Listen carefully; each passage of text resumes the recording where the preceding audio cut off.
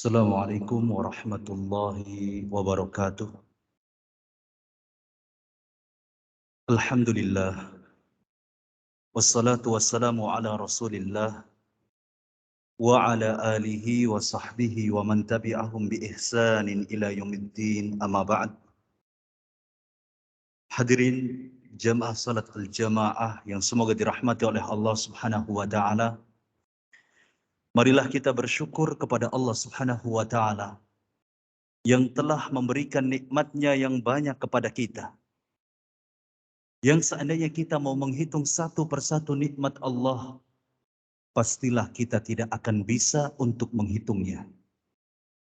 Seringkali kita diingatkan dengan sebuah ayat di dalam Al-Quranul Karim, di mana Allah Ta'ala berfirman, wa in ta'uddu ni'matallah la tuhsuha. Dan jika kalian mau menghitung satu persatu nikmat Allah, pastilah kalian tidak akan bisa untuk menghitungnya. Begitu banyak nikmat yang Allah berikan kepada kita. Lalu kemana saja kita? Kita diciptakan oleh Allah subhanahu wa ta'ala untuk menjadi seorang hamba yang setunduk-tunduknya kepada Allah subhanahu wa ta'ala. Karena memang Allah Ta'ala berfirman, wa ma khalaqtul jinna wal insa illa liya'budun. Kita diciptakan oleh Allah begitu saja. Juga diberikan nikmat oleh Allah yang banyak, yang tidak terhitung. Lalu masih kitakah lalai dari peringatan-peringatan Allah bahwa kelak cepat ataupun lambat kita akan dimatikan. Dan setiap kita pasti akan dibangkitkan di hari kiamat nanti. Hadirin a'azzani Allah wa iyyakum. Kemarin kita di pertemuan yang telah lalu, kita sudah masuk ke ayat yang ke-39. Di mana Allah Ta'ala berfirman, "Dzalikal yaumul haqq.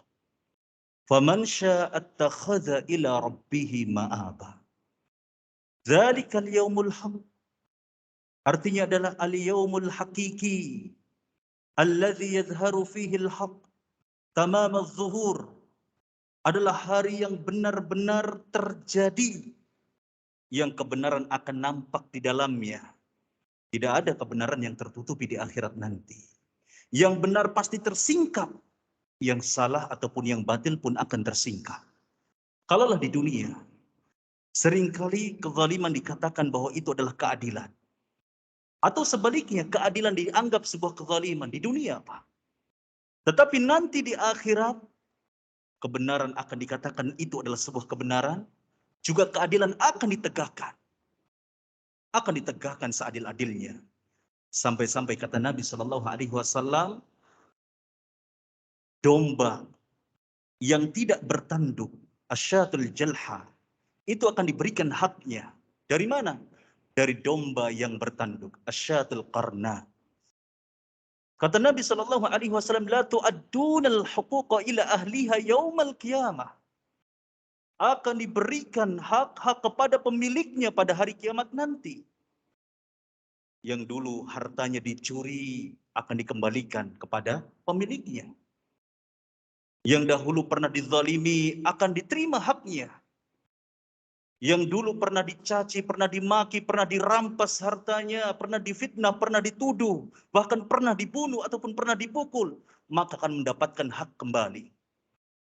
Tapi bukan dengan harta, bukan dengan darah, bukan dengan cacian lagi mereka mendapatkan atau membalas dengan cacian. Tidak. Dengan apa? Dengan pahala. Sering barangkali kami sampaikan di majelis ini tentang ruginya sebuah kezaliman.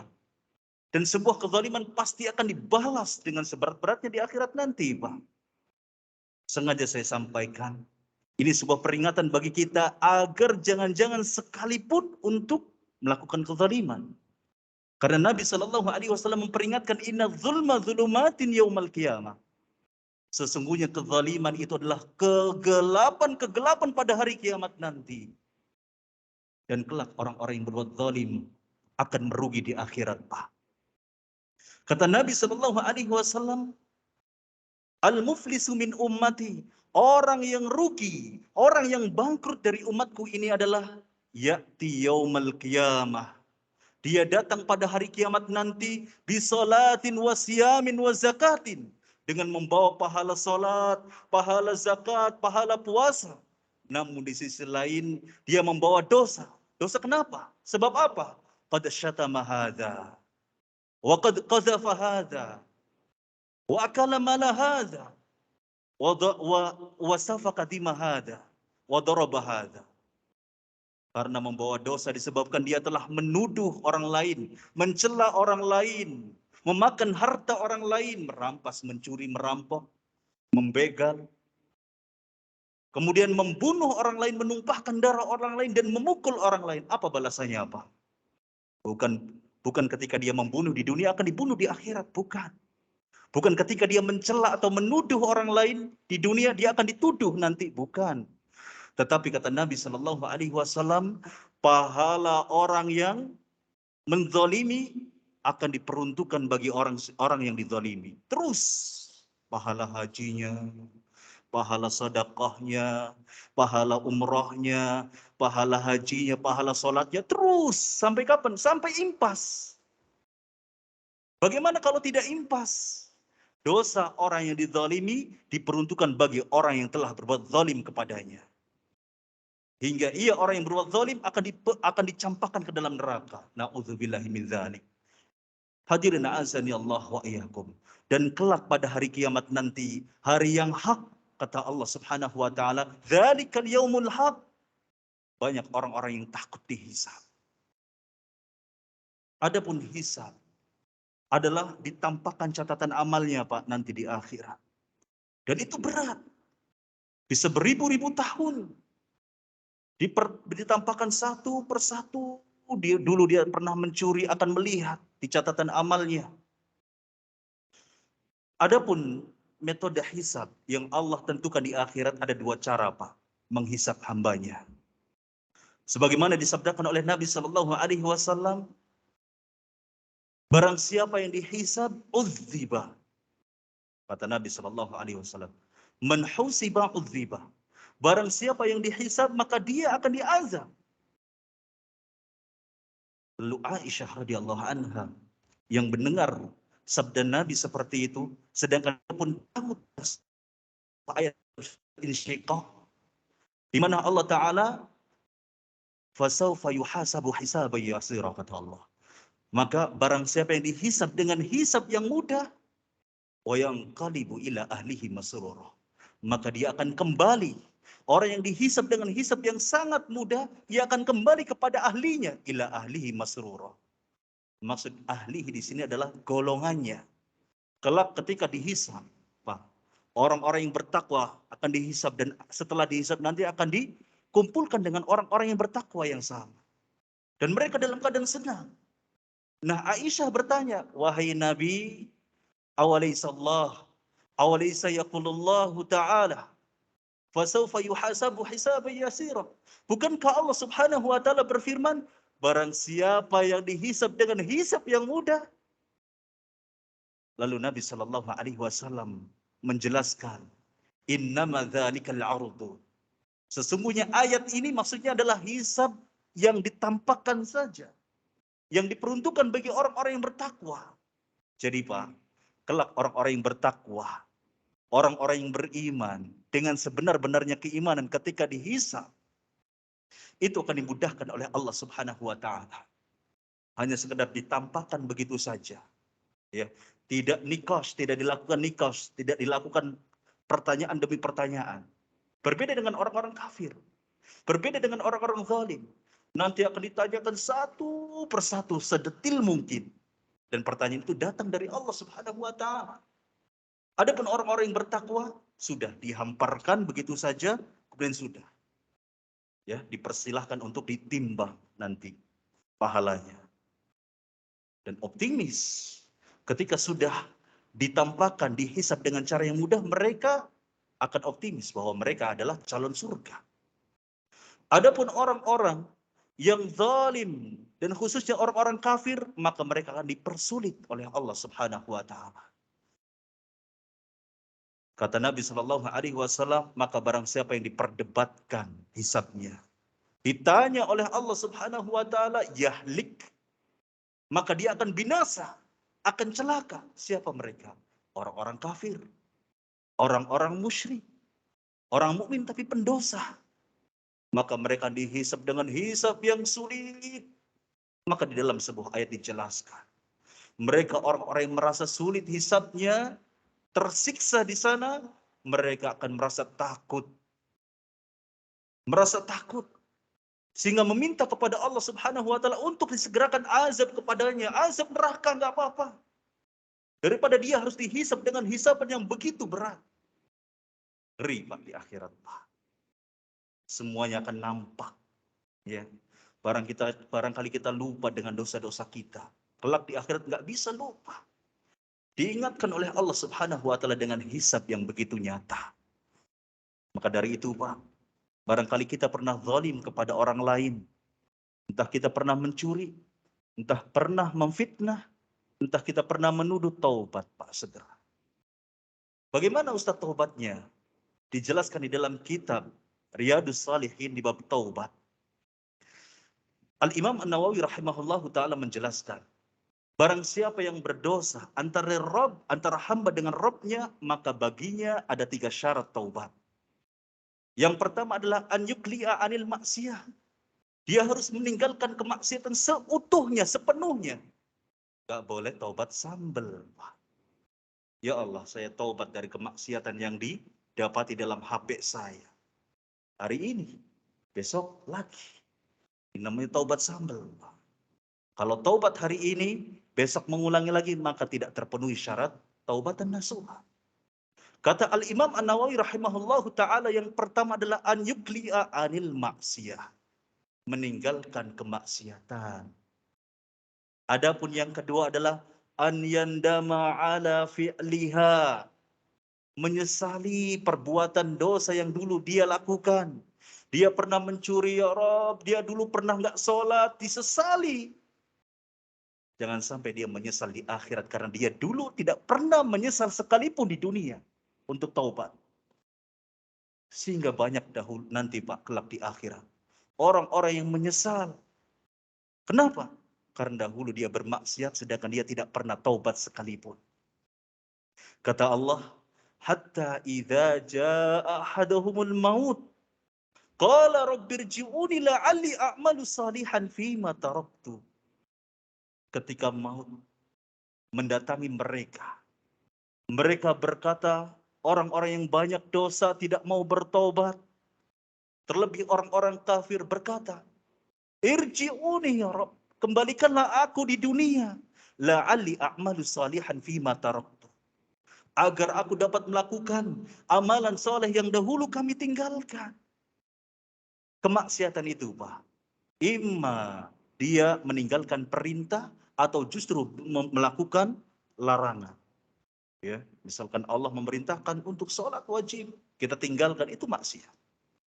Misalkan Allah Subhanahu wa taala mengharamkan kita minum khamar, berjudi, kemudian kita melakukannya, naudzubillah min dzalik, itu adalah maksiat.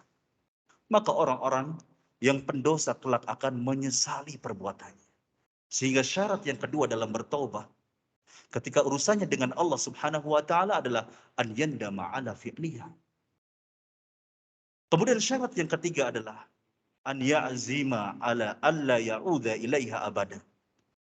Harus punya azam, punya tekad yang kuat untuk tidak kembali sedikit pun melakukan dosa yang dulu pernah kita lakukan. Ini 3 syarat manakala seorang hamba melakukan kesalahan kepada Allah Subhanahu wa taala. Contohnya apa? Tidak sholat, tidak puasa, berjudi.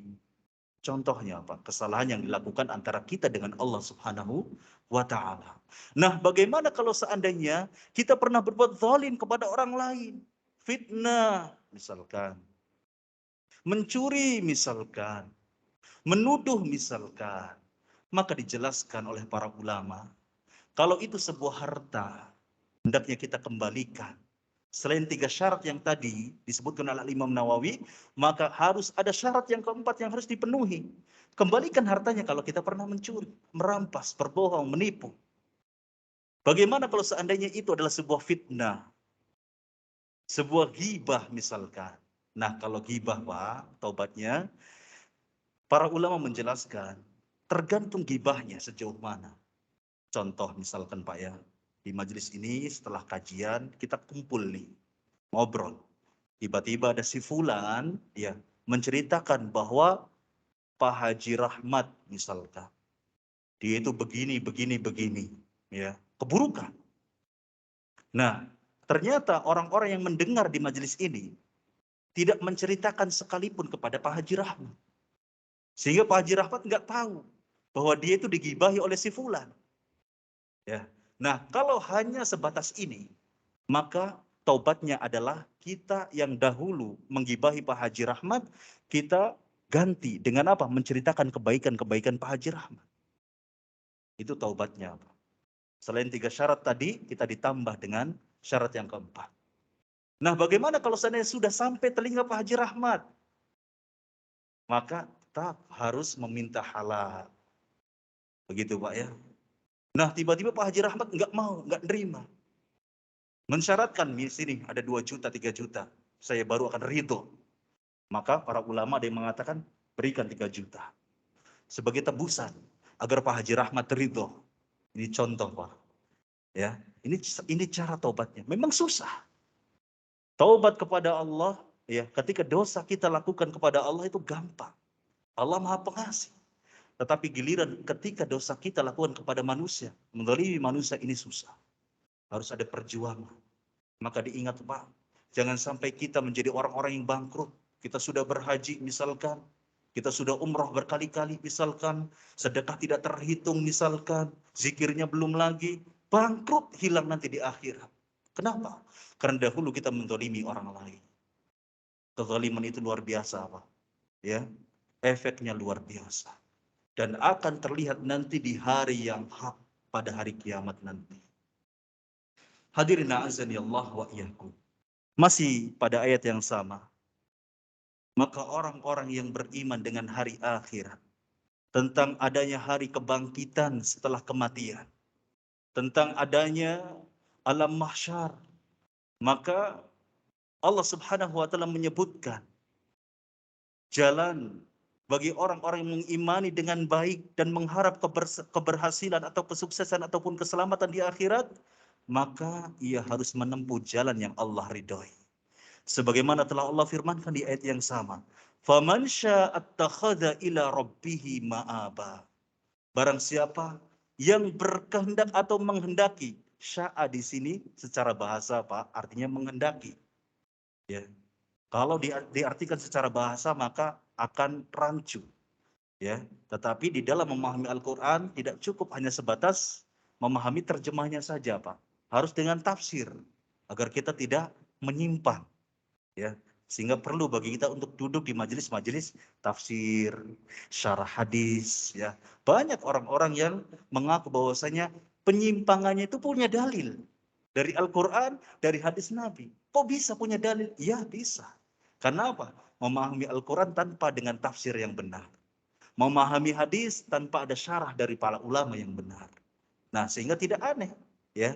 Orang-orang syirik sekalipun, orang-orang musyrik sekalipun, orang-orang kafir sekalipun bisa punya dalil Pak dari Al-Qur'an. Ya, baik dari hadis Nabi Shallallahu alaihi wasallam. Maka kita seorang muslim tidak boleh kemudian memahami Al-Qur'an kecuali dengan tafsir yang benar. Tidak boleh memahami hadis kecuali dengan syarah yang benar, penjelasan dari para ulama. Hadirin a'azani Allah wa iyyakum. Allah Ta'ala berfirman, فَمَنْ شَاءَ اتَّخَذَ إِلَى رَبِّهِ مَآبًا. Barang siapa yang menghendaki, yaitu menginginkan keselamatan di akhirat, ittakhadha ila rabbihi ma'aba. Maka hendaknya dia mengambil, menempuh jalan kepada Allah Subhanahu wa taala, yaitu jalan yang diridhai. Hadirin azani Allah wa iyyakum. Tapi di ayat ini tidak dijelaskan jalan yang seperti apa. Tapi tenang Pak, Allah menjelaskannya di ayat-ayat yang lain. Jalan yang diridhai oleh Allah Subhanahu wa taala adalah jalan yang mana para sahabat berjalan di atasnya, para sahabat Nabi. Di mana kita diajarkan di dalam Al-Qur'an khususnya surat Al-Fatihah. Kita berdoa setiap hari, Pak. Ya. Diajarkan sebuah doa yang agung di mana Allah taala berfirman, "Ihdinas siratal mustaqim." Ya Allah, tunjukkan kami jalan yang lurus ya Allah. Betapa banyak orang-orang yang dahulunya lurus, tapi pada akhirnya bengkok di akhirnya, Pak. Su'ul khatimah. Kita seringkali mendengar, barangkali, kisah seorang sahabat Nabi. Dia dahulu mantan, bukan sahabat Nabi, mantan sahabat Nabi. Pencatat wahyu, nggak tanggung-tanggung, Pak. Tapi di akhir hayatnya dia murtad. Pernah dengar, Pak, ceritanya, Pak? Ya, insya Allah pernah dengar semua. Ya, ini terjadi. Ada lagi seorang tabi'in. Dahulu dia penghafal Quran 30 juz, Pak. Namun di akhir hayatnya dia murtad. Ya. Sehingga penting bagi kita untuk meniti jalan dengan istiqamah, jalan yang Allah ridhoi, jalan yang lurus. Ihdinas siratal mustaqim. Ya Allah, tunjukkanlah kami jalan yang lurus. Maksudnya jalan yang seperti apa, Pak?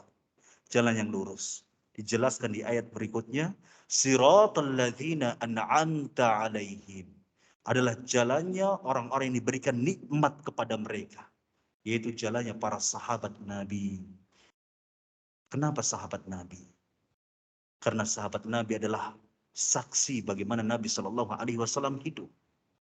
Karena sahabat Nabi adalah mereka yang dinaskan di dalam Al-Quran, adalah mereka orang-orang yang dijamin surga oleh Allah Subhanahu Wa Taala. Karena sahabat Nabi adalah saksi bagaimana wahyu itu turun kepada Nabi Shallallahu Alaihi Wasallam. Sahabat Nabi, Pak. Allah Subhanahu Wa Taala berfirman di dalam Al-Quran, "Was-sabiquna al-awwaluna minal muhajirin wal ansar, walladzina taba'uhum bi ihsan." Dan generasi awal-awal dari kalangan muhajirin dan ansar dan orang-orang yang mengikuti mereka dengan baik. Inilah dalil akan selamatnya orang-orang yang mengikuti sahabat dengan baik, maka dia akan mendapatkan surga dari Allah Subhanahu wa taala. Hadirin azan ya Allah wa iyyakum. Maka ada konsep, Pak. Barangkali banyak orang yang salah persepsi. Menempuh jalan yang Allah ridhoi hanya sebatas sholat saja. Kita mah yang penting sholat. Sehingga ada orang tua, ya, ketika anaknya hendak safar, pergi, hanya sebatas gini, Pak. Nah, jangan tinggalkan sholat ya. Nah, hanya itu saja pesannya. Karena beliau kira bahwasanya jalan keselamatan hanya sebatas menunaikan sholat. Ada lagi yang barangkali jalan yang diridhoi hanya sebatas tampilan.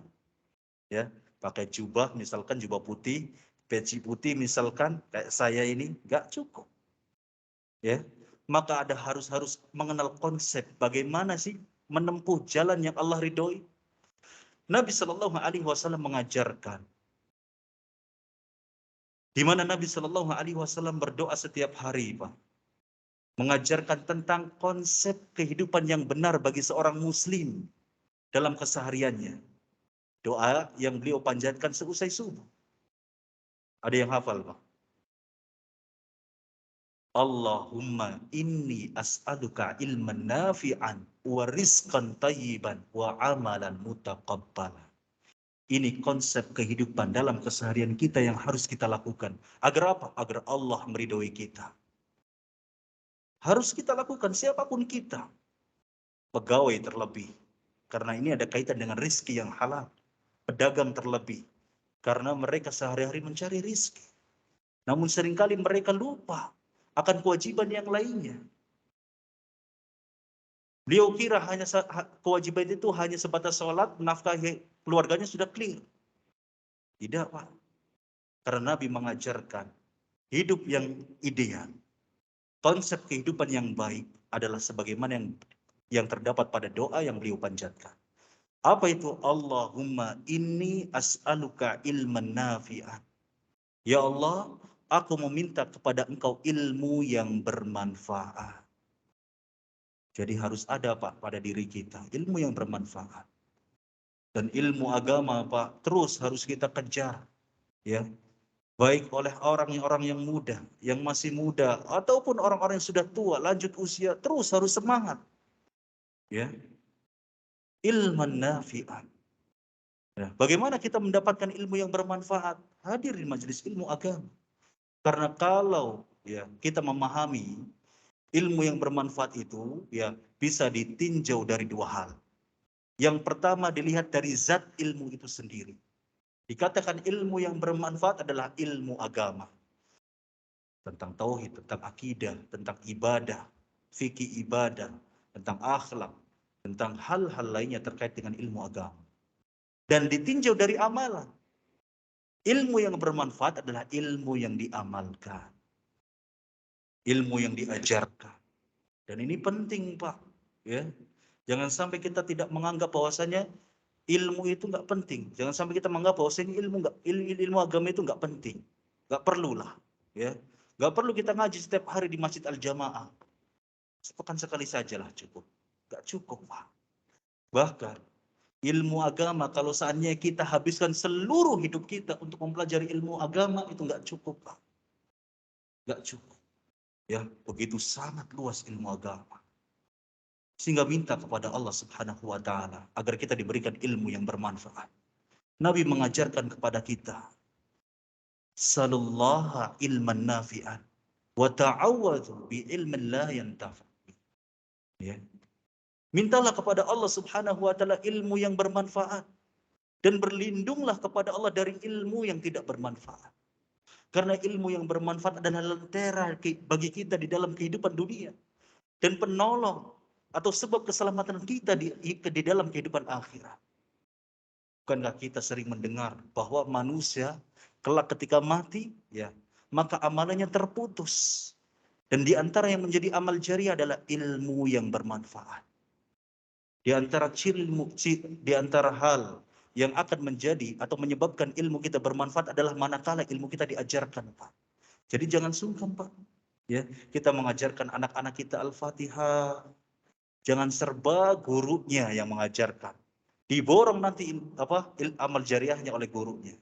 Ya, Al-Fatihah kita ajarkan, ya, ngaji, baca Quran kita ajarkan. Agar apa? Agar kita mendapatkan ilmu yang bermanfaat. Sebab kita mengajarkan bacaan Al-Fatihah kepada anak kita. Ya Allah, prihatin, Pak.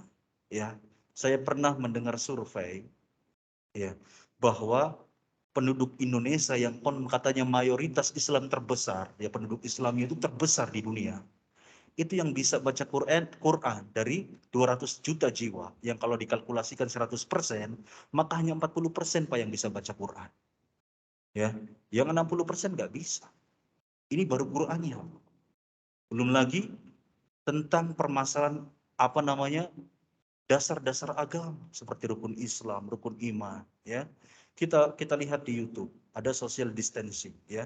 Anak-anak SMP, SMA ditanya, apa rukun Islam ada berapa? Ada yang ketukar-ketukar. Ada yang bilang 6. Belum lagi dijawab bahwasanya rukun Islam dan rukun iman. Ketukar-ketukar. Ini musibah. Kemana orang tuanya? Apa yang mereka lakukan terhadap anak-anaknya? Maka penting bagi kita, Pak, untuk mengejar ilmu yang bermanfaat. Kemudian yang kedua yang harus kita pahami, sebagaimana Nabi Shallallahu Alaihi Wasallam meminta kepada Allah, adalah Nabi meminta rizkan tayyiban, rizki yang baik. Khususnya bagi kita seorang pegawai, pedagang, maka perhatikan, ya, apa yang kita makan dalam keseharian kita akan berpengaruh nanti kehidupan kita di akhirat. Jangankan di akhirat nanti, di dunia saja akan memiliki pengaruh, Pak. Kita memberikan makan kepada anak kita rezeki yang haram, maka efeknya anak kita, ya, menjadi anak yang bandel. Nauzubillahi min dzalik. Istri kita menjadi istri yang pembangkang. Nauzubillahi min dzalik. Kemudian yang ketiga adalah wa amalan mutaqabbalan. Ini permintaan yang ketiga dari Nabi Shallallahu Alaihi Wasallam kepada Allah setiap hari. Yang pertama adalah ilmu yang bermanfaat, yang kedua adalah rizki yang baik, yang ketiga adalah amalan mutaqabbalan. Amal yang diterima, Pak. Untuk apa kita sholat 5 waktu? Untuk apa kita haji dengan modal yang sangat besar? Untuk apa kita bersedekah setiap hari kalau tidak diterima oleh Allah Subhanahu wa taala? Maka harus perhatikan sebaik mungkin bagaimana cara amal kita diterima. Amal ibadah kita diterima oleh Allah. Maka kata para ulama apa? Syarat diterimanya amal ibadah itu ada dua. Ya, barangkali Bapak sekalian sudah sering mendengar, tapi perlu saya ingatkan sebagai introspeksi, sebagai pengingat diri, sebagai motivasi. Yang pertama adalah ikhlas syaratnya. Gak asing pasti Pak ya. Ringan di lisan, ikhlas itu gampang diucapkan Pak. Tapi sepakat berat untuk diamalkan, ya tidak Pak? Berat. Sedekah 100.000 diupload kemana-mana. Wah ini zamannya Pak, zamannya apa namanya serba diupload. Sampai-sampai ada selebritis yang kerjaannya itu mampang amalan dia. Masih orang-orang miskin. Terus kita tidak berprasangka buruk, tapi bahaya, ya. Karena apa? Karena bisa berpotensi riya. Hadirin azani Allah wa iyyakum. Ini syarat yang pertama. Apa itu ikhlas? Ifradullah fil ibadah. Mengesahkan Allah benar-benar hanya untuk Allah di dalam beribadah. Ibadah yang dia lakukan benar-benar hanya untuk Allah. Bukan karena untuk dipuji. Dibilang dermawan, dibilang pahlawan, dibilang orang baik. Tidak. Kita benar-benar mengharap dari Allah ganjarannya. Ya, bukan dari yang lain. Adapun syarat yang kedua adalah ittiba ila Rasul. Mengikuti sunnah Nabi. Bagaimana sholat kita harus mengikuti sunnah Nabi. Bagaimana haji kita harus mengikuti sunnah Nabi. Zikir kita dan amalan ibadah yang lainnya. Maka kalau kita membuka fikih ya, kitab-kitab fikih para ulama Pak. Baik mazhab Syafi'i, baik mazhab Hambali, baik mazhab Maliki, maka semuanya akan dibangun di atas dalil qala Allah wa qala Rasul. Apapun itu mazhabnya Pak. Ya, asal ya a'immatul arba'ah ya dan mazhab-mazhab yang muktabar ya, yang diakui. Maka semuanya kalau kita buka ya kitab-kitab mazhab ya, maka akan dilihat bahwa mereka ya ibadah-ibadah yang mereka ajarkan ya menjadi sebuah mazhab, metode agar kita memahami agama, ibadah ini dengan benar, maka tidaklah hal itu mereka sampaikan kecuali dengan dalil qala Allah wa qala Rasul. Maka harus ya kita ini dalam beribadah harus dengan dalil Pak ya, beribadah dengan dalil. Agar apa? Agar ibadah yang kita lakukan diterima oleh Allah Subhanahu wa taala. Hadirin azani Allah wa iyyakum, banyak sebetulnya ya. PR kita ini banyak Pak. Agar kita bisa berjalan di atas jalan yang Allah ridho itu banyak hal yang harus kita ketahui. Ya, tidak cukup hanya cuma 40 menit kemudian kita tahu semuanya. Tentang kebaikan semuanya kita tahu nggak bisa. Maka dari itu kita harus sabar dalam menuntut ilmu. Banyak hal yang harus kita pelajari. Sehingga para ulama ya mengklasifikasikan tentang disiplin ilmu. Ada tafsir Al-Quran. Kita pengen ngerti dagang yang benar ya. Belajar fikih, muamalah. Kita pengen benar cara mentauhidkan Allah, belajar di majelis-majelis yang mengajarkan tauhid. Kita pengen bagaimana benar beribadah dengan benar. Maka kita harus hadiri fikih-fikih ibadah. Ya, diajarkan kita fikih. Kita pengen benar bagaimana memahami akhirat dengan benar. Kita hadir ya di pembahasan khusus tentang akhirat. Terus seperti itu. Dan harus merasa butuh tentang ilmu agama. Hadirin azani Allah wa iyyakum, banyak masih banyak hal yang harus kita ketahui. Hadirin azani Allah wa iyyakum, dan di ayat ini juga diajarkan tentang bahwasanya kita ini diberikan kehendak oleh Allah Subhanahu wa taala. Ya, bahwa manusia itu diberikan kehendak oleh Allah. Kita pengen selamat, ya, maka harus tempuh jalan yang selamat. Kalau kita tidak ingin selamat, ya tempuh jalan yang tidak membuat kita selamat di akhirat. Ada kehendak dalam diri kita. Akan tetapi kehendak kita ini dibawa kehendak Allah Subhanahu wa taala. Apapun kehendak kita, maka tidak akan pernah tercapai ataupun terwujud kecuali Allah menghendakinya. Ya, dan perlu kita catat bahwa tidak boleh kemudian kita berakidah seperti akidahnya orang-orang Qadariyah dalam masalah takdir. Pernah mendengar Pak Qadariyah? Yang meyakini bahwasanya Allah itu tidak tahu apa yang akan dilakukan oleh hambanya. Allah tidak tahu. Menurut orang-orang Qadariyah zaman dahulu. Ya. Dan akhlak atau perbuatan manusia itu tidak diciptakan oleh Allah Subhanahu wa taala, bukan. Adapun kita ahli sunnah wal jamaah harus meyakini bahwasanya perbuatan kita diilmui oleh Allah, diketahui oleh Allah Subhanahu wa taala. Bahkan yang membuat atau yang menciptakan adalah Allah Subhanahu wa taala. Bahkan sudah tertulis di Lauhul Mahfuz. Kita ini akan hadir di majelis ilmu. Kita akan pulang, kita akan mati kapan, sudah ditulis di Lauhul Mahfuz. Juga kita tidak boleh memiliki keyakinan seperti Jabariyah. Jabariyah itu kebalikan dari Qadariyah, Pak.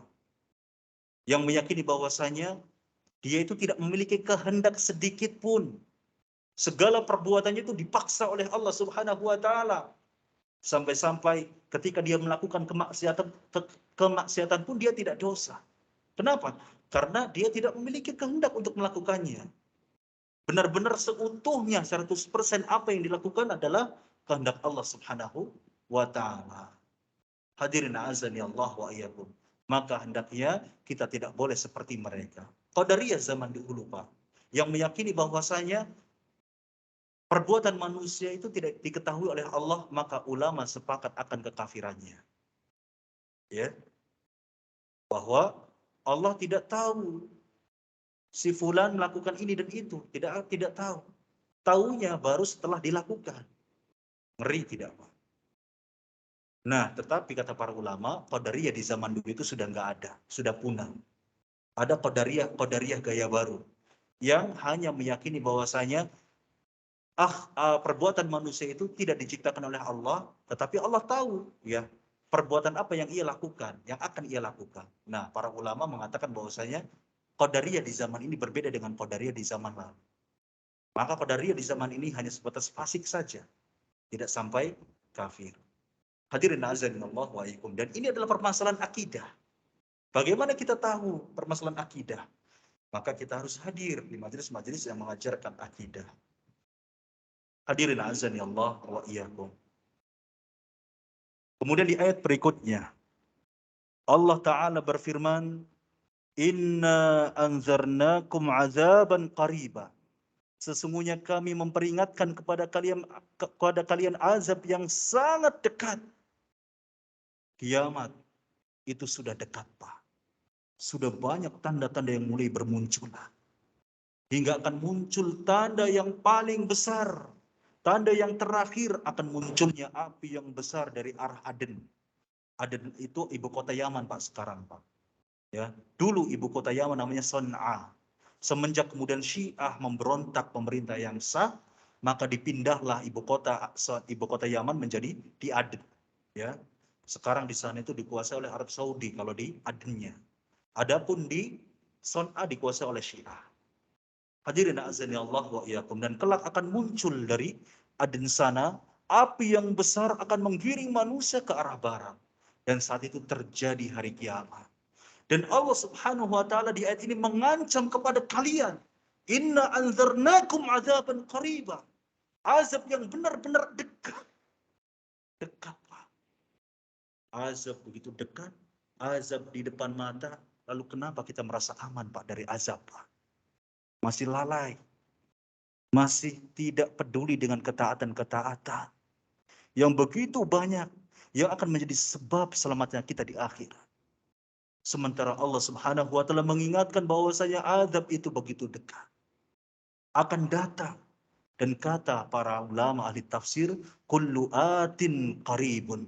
Setiap yang akan datang itu benar-benar dekat dan pasti akan terjadi. Bila mana itu dijanjikan oleh Allah Subhanahu wa taala. Hadirin azani Allah wa iyyakum. Kemudian Allah Subhanahu wa taala berfirman di ayat yang sama, yauma yanzurul mar'u ma qaddamat yadah wa yaqulul kafiru ya laitani kuntu turaba. Pada hari ketika manusia melihat apa-apa yang dia lakukan dari amalan-amalan perbuatannya, Maka mereka orang-orang kafir berkata, wa yaqulul kafiru ya laitani kuntu turaba. Celakanya kami. Aduhai kalau sekiranya kami dahulu hanya menjadi tanah. Orang-orang kafir berkata demikian, Pak. Mereka takut ketika hewan-hewan dihisab, Pak. Baru hewan-hewan, Pak.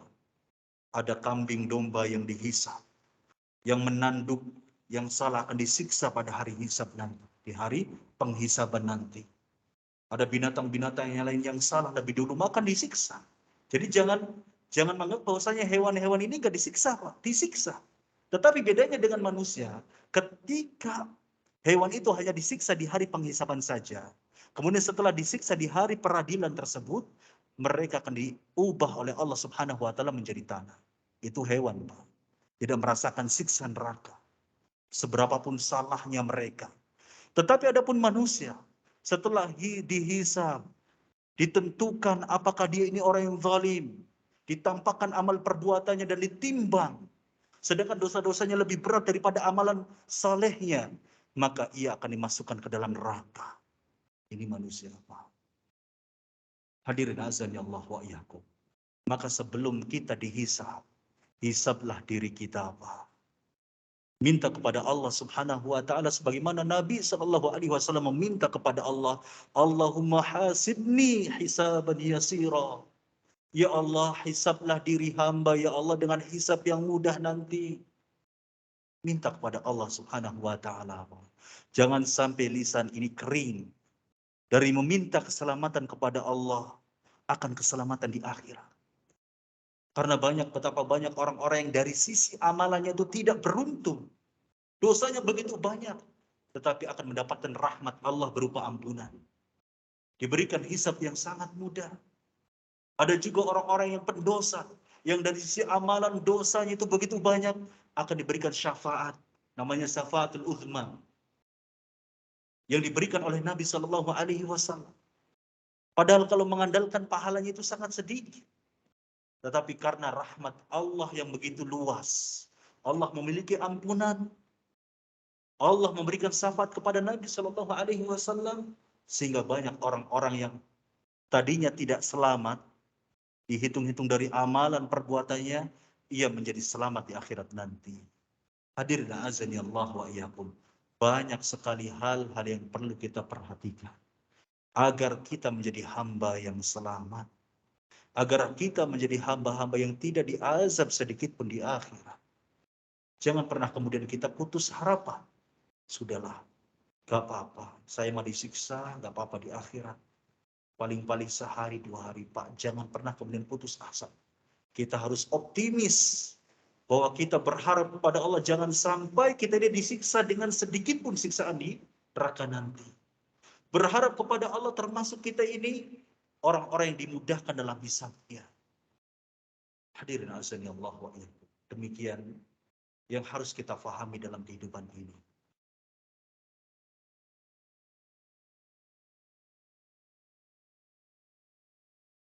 Hadirin azani Allah wa iyyakum.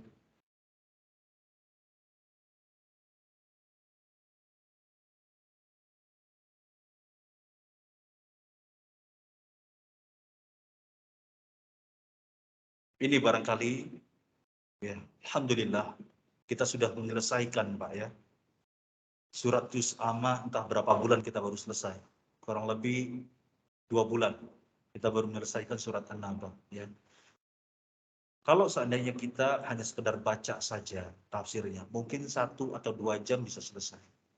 Tetapi di balik tafsir Al-Quran ini ya, ada banyak faidah yang luar biasa yang perlu kita jelaskan, perlu kita pelajari ya, sehingga kita akan lebih merenungi kehidupan yang sebenarnya, akan bisa mencapai ya, tujuan untuk apa kita hidup di dunia ini yang sementara ini, yang sangat singkat ini. Umur kita begitu singkat. Jangan sampai kemudian kita lalai begitu saja, membuang waktu kita dengan sia-sia, dengan percuma, sampai-sampai kemudian ketika maut mendatangi kita, kita minta kembali kepada Allah untuk hidup kembali di dunia. Percuma, percuma. Hadirin azan ya Allah wa iyyakum. Maka surat An-Naba adalah sebuah peringatan bagi kita tentang hari kiamat yang akan terjadi. Yang mana orang-orang kafir Quraisy itu mengingkari akan terjadinya hari kiamat. Mereka bertanya-tanya ya tentang hari kiamat, apakah terjadi atau tidak. Berselisih dengan orang-orang yang beriman. Alladzihum fihi mukhtalifun. Yang mana mereka berselisih tentang terjadinya hari kiamat. Jangan sampai kemudian kita ragu sedikit pun, Pak. Apalagi ragu sepenuhnya. Seperti orang-orang kafir. Orang-orang kafir Quraisy, Pak. Kalaupun mereka mengakui adanya Allah, kalaupun mereka mentauhidkan Allah, tetapi mereka mengingkari adanya hari kiamat, maka mereka tidak jadi orang yang beriman. Tetap dikatakan orang-orang kafir. Maka dikatakan orang yang beriman harus memiliki akidah yang benar. Memiliki tauhid yang benar. Orang-orang kafir. Hadirin azza Allah wa iyyakum. Barangkali sebelum kami tutup, ada pertanyaan barangkali dari jamaah sekalian, silahkan untuk ditanyakan.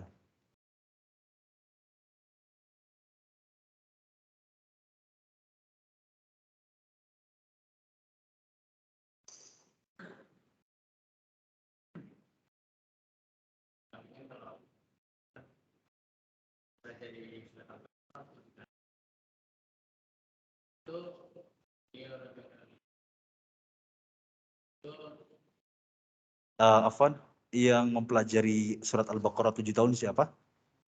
Ibnu Umar. Iya, terus?